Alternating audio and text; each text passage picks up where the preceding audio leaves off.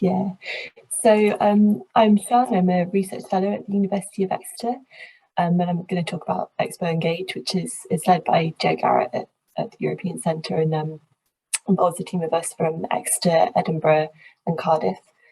So the project is funded by GW4, who are a consortium of universities, so Cardiff, Bristol, Bath and Exeter, and they are all about encouraging sort of links and projects with researchers from these universities. So we all took part in something called Crucible, which is particularly aimed at early career researchers, and every year it has a theme. So our theme was Transitions to Net Zero. Next slide, please.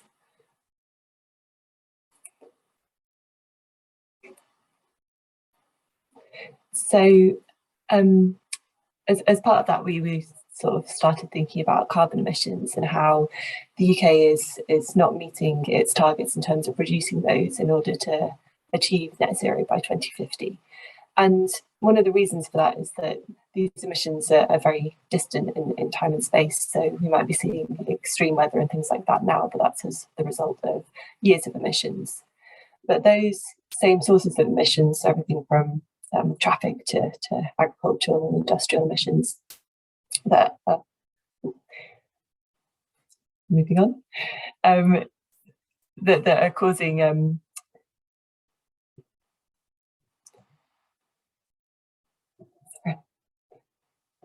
so everything that is causing these carbon emissions are also having an impact on air quality. So as Anthony talked about, air quality and air pollution have much more immediate impacts on health. So kind of in terms of UK numbers, 97% of UK households are being exposed to levels of air pollution that are exceeding World Health Organization guidelines for being safe for human health. And that's estimated to cause around 30,000 deaths per year. Next slide, please.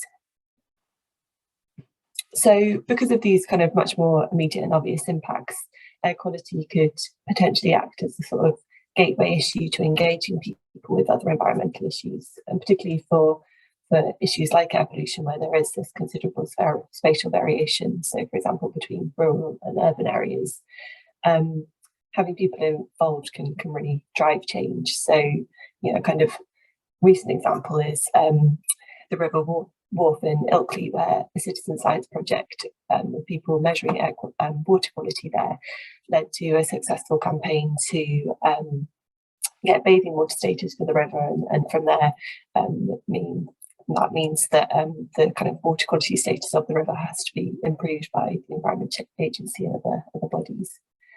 So in this project, we wanted to work with local communities to look at monitoring air quality and whether that could lead to wider interest in environmental issues, and also what people's motivations were for taking part in air quality citizen science, and also for kind of wider action on environmental issues. So next slide, please. So this was a pilot project about kind of testing out these hypotheses and our methods. So we recruited 10 people in Bristol and 8 people in Falmouth and Penryn, as kind of two quite different locations in terms of one being a large urban area and one much more sort of rural and smaller. And we gave half of the participants an air quality monitor. So you can see an example of that there. It's the small black device, and it's quite easy to clip on your bag or something to take around as you go about your day-to-day life. So these monitors measure 3 aspects of air quality. So particulate matter, nitrogen dioxide, which Anthony West explained in the previous presentation, and then volatile organic compounds, which can come from a range of sources and sometimes directly impact health, and sometimes kind of react with other gases to have impacts on health. And the monitors also gave the air quality index, which is a kind of overall measure of air quality, incorporating sort of various of these measurements of sort of specific aspects of air quality. And participants could access these measures taken by the monitor either on their phones or on the computer, and kind of get the values, but also a map showing where they've been and what the air quality was like in different locations. And then the other half of participants had access to an app they could access either on their phones or online, but this didn't measure the air quality, or it wasn't specific to what they were doing. It was using modelled air quality data. So next slide, please.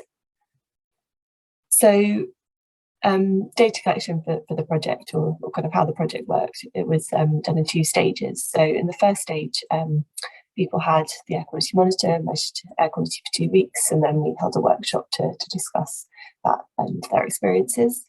And stage 2, we did the same thing, so measured air quality for 2 weeks and held a second workshop. But participants also had access to an online forum where they could connect with each other if they wanted to.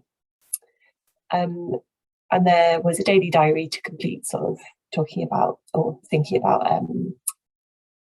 what participants were, up to that day. They could record that sort of thing to link it to the data the monitor was recording. And we also asked them to complete a survey before and after taking part, to talk a bit more about perceptions and motivations and knowledge of air quality. So in terms of data analysis, we are still kind of in the process of doing that, so I'm just going to present some initial findings. But we had three types of data. So air quality data, and Daniel Voss is one of the researchers on the project is looking at this. And basically what he's doing is taking data from all of the participants and creating average values for sort of small 500 meter hexagons, and then that allows him to build a larger map showing air quality over kind of the bigger area. And there are various kind of challenges that are coming up from that. So for example, kind of cutting out indoor air quality, as we're just looking at outdoor air quality here. Then we're doing some basic descriptive stats on the surveys and thematic analysis with the workshops, so looking at kind of themes or topics that are coming up again and again and what people are saying. So next slide, please. So just to start off with some survey data, we asked participants what they thought air quality was like in their local area before they started measuring it. And as you can see, most people in the Bristol area thought that the air quality there was bad, whereas in Falmouth and Penryn, people thought that it was generally good, or at least average. Next slide, please. So then moving on to what the maps or the measurements actually show. So this is the map for Bristol showing the air quality index, so that overall average of air quality. And as you can see, it's perhaps not as bad as people expected. So most values are kind of in that moderate to high range, with a couple more in the very high. But generally, yeah, not too bad. But then if we move on to Falmouth and Penryn on the next slide. Thanks. It's actually perhaps worse than people were expecting. So some more values in that kind of high range, and I think you can probably see where some of the major roads are as well. Next slide, please. So then from the workshops, these are just some sort of quotes illustrating some of the themes that we are finding. So we talked about using the device or the app, and for both of these, people talked about, it's fairly easy to collect data, fairly easy to use.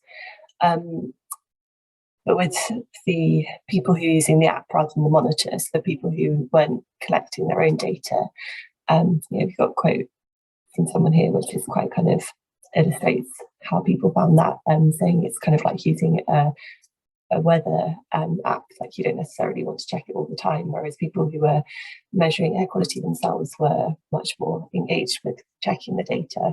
And in fact, there was some interest in actually delving back into that data a bit more than the app allowed.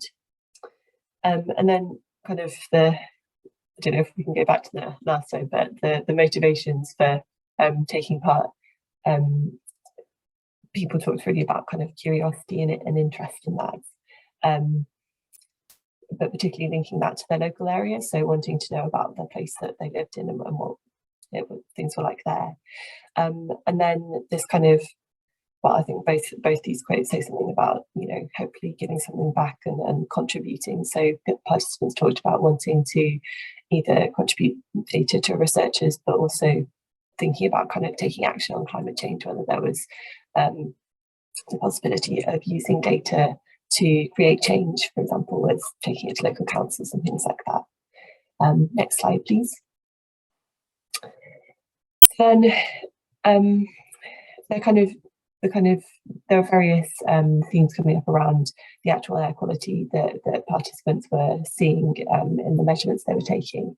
And I think there was a quite interesting link between this kind of a theme around embodied air quality. So people's sort of sensory perceptions of the air quality when they were going about their day-to-day lives. You smell the pollution in the air, you can see soot on the windows, and the links that they saw with the numbers on the air quality monitor, and the kind of emotions associated with that. So people talked about, it was getting quite frightening and being a bit freaked out and kind of anxious and concerned were some of the emotions coming up around those numbers that were being seen. And people also started kind of linking to the reasons why those numbers were being seen. So in Falmouth, this kind of link with the harbour, and then in both locations, lots of discussion of the traffic and busy roads and how those were kind of causing high values, maybe even in places where kind of away from the roads. Next slide, please. And yes, from the survey data, you can see kind of people were saying the main sources of air pollution in the local area were the road traffic, and in Falmouth and Penryn, the shipping, with kind of household emissions being the third one that people are identifying. Next slide, please. And then we asked in the survey what people are already doing to take action around air quality. So some of these actions were about reducing individual exposure, and some were kind of about reducing the pollution that people are causing themselves. So everyone, well, most people were using alternative forms of transport, such as walking and cycling. And there were some kind of choosing routes to try and avoid busy roads, and stopping idling as well. Next slide, please. Yeah. So then there was a quite interesting kind of juxtaposition then in terms of talking about actions in the groups, with people saying, well, everybody needs to do something. And so there's that kind of need for individual action, but that shouldn't necessarily be driven by, or the kind of impetus or onus should be on individuals to do that. It should be something that's led by society, by government policy or government action. And there was also, as I kind of mentioned previously, this interest in raising awareness, in particular, using data that had been collected. So schools came up in all the focus groups, whether it be workshops, whether it be possible to either provide some monitors to schools or kind of work with the data to raise awareness among parents and children, but also work environments and local councils being other kind of places that are mentioned that could use this kind of data.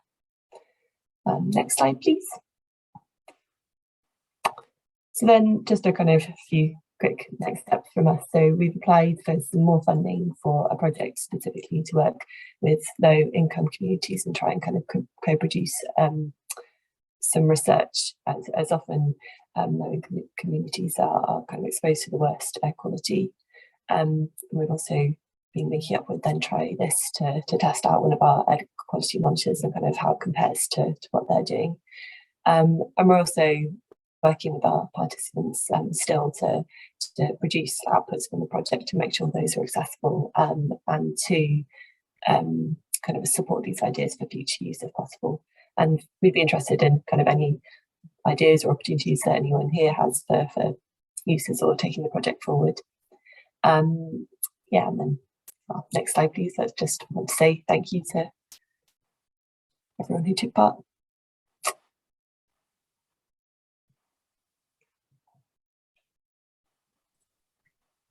Thanks, John. That is brilliant. And I just want to say apologies for the flicking of your slides, but we're appearing to have some technical gremlins going on at the moment at the centre. So we were trying to, but just apologies, but thank you for your presentation. And I just have some in the chat. Jess Dickin, who presented earlier, she says, what do you hope the impact might be to provoke local change? Are you hoping the participants might use the results to advocate for change, reduce vehicle use, change to practices in the port, for example, continuing citizen science work? Yeah, I think definitely that's kind of one of the things that we were discussing and hoping from the project. I think it's kind of one of those slightly, I guess, tricky things that kind of, who should have responsibility and things like that. But it's kind of thing, if people are engaged with an issue and do want to create that change, then say being able to kind of have, take measurements and have that kind of data to back up what they're saying and kind of advocate, then that might offer kind of opportunities to try and create, sort of engage and take action. Thank you. Another question from Ellie. What about working with factories and perhaps the shipyards to see about getting cleaner working conditions?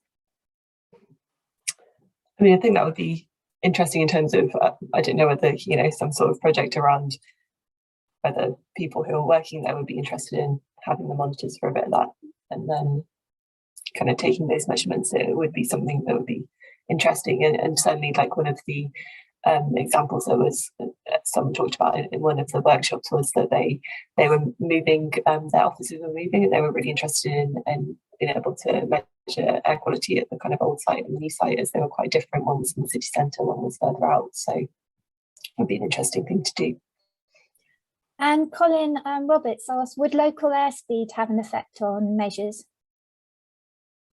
Yeah, potentially. So some participants were walking around and some were cycling, and it was kind of one of the discussions we had about whether that was having an impact, because I think the monitors take measurements sort of every, I don't know whether Jo, she's here and she can remember this, but it's every so every often. 1 minute. Yeah, that's it. So if you're kind of going faster, then that would have an impact on the measurements being taken. Thank you. And then Ellie had another question. Do either of these measure smoking and vaping in terms of pollution too? I mean, I guess not directly, but if you were around someone who was smoking or vaping, then I guess there would be some sort of measure of particulate matter and anything else that is coming out of that. Brilliant, thank you. And I think Sam just put a link in and sort of answered, said the challenge is the electric hookup for ships, so they don't have to run their generators. Yeah, he put a link into the chat about Ellie provide free or low cost sensors for schools as well. So thank you, SIan. I'm just going to check.